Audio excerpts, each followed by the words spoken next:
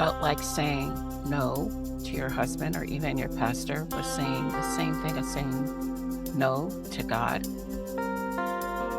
that heavy feeling in your chest, that isn't faith, that is fear.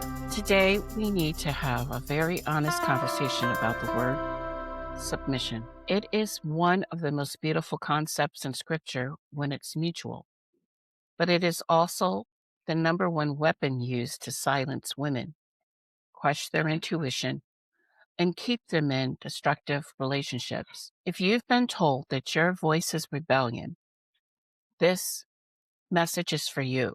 Welcome back to Elisha Space. Let's breathe and let's untangle this together. As a counselor, I sit with so many women who are exhausted.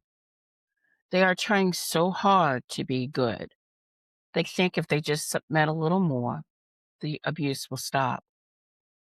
If they just quiet their needs a little more, the marriage will heal. But here is the truth.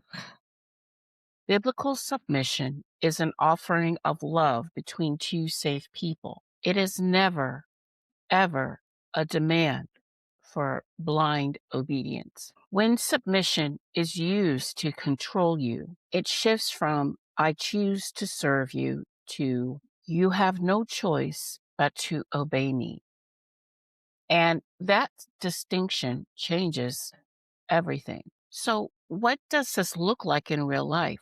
The first sign is the God card. This is when scripture is used to shut down a conversation rather than guide it. Maybe you bring up a valid concern about finances, about how you're being treated, or even about safety. And instead of hearing you, the response is, you're not being a submissive wife, or you need to honor your leader.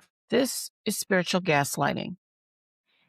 It takes your genuine concern and twists it into a sin issue. It makes you afraid to trust your own gut because you're terrified of displeasing God.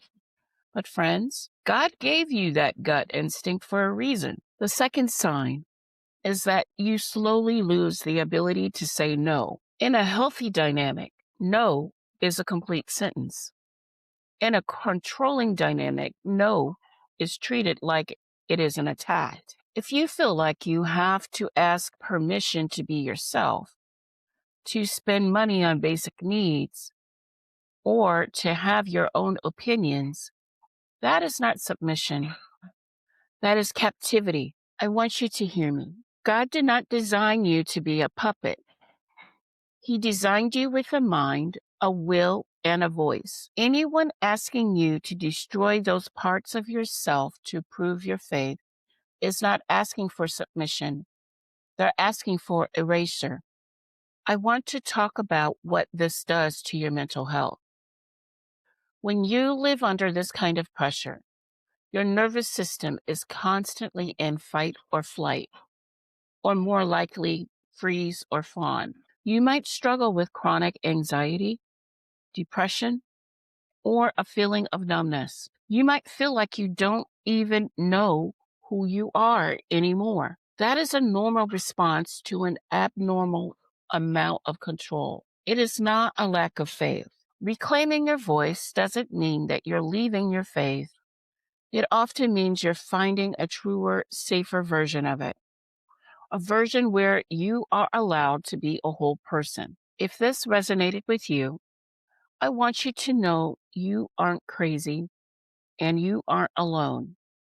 Taking back your agency is a holy work. If you found this helpful, please follow, like, and share so other women can find this safe space. And in the comments, let me know what is one boundary you are learning to set today.